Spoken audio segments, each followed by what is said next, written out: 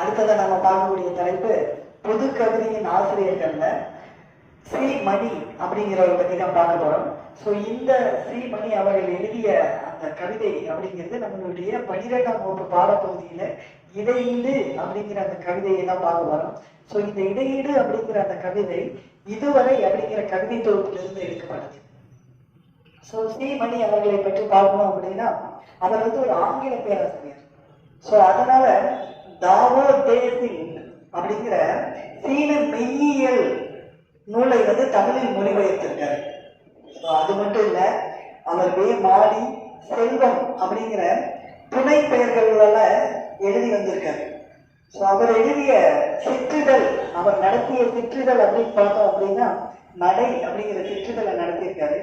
So இவருடைய நூல்கள் வந்து 1959 முதல் எழுத்து இதழில் வந்து வெளிவந்திருக்கு. ஸோ இவர் வாங்கிய விருதுகள்லாம் பார்ப்போம்.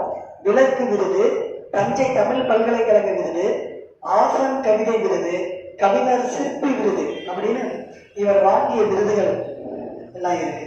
அதே போல இவர் இலக்கண நூல் எழுதியிருக்காரு.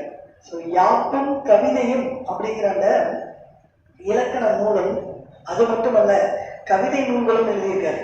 வரும் போகும், ஒளிச்சேர்க்கை, இதுவரை, அதாவது இந்த இடையீடு கவிதை தொகுப்பு உள்ளது.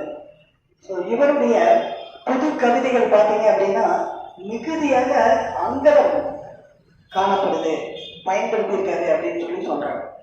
ஸோ நன்றி, வணக்கம்.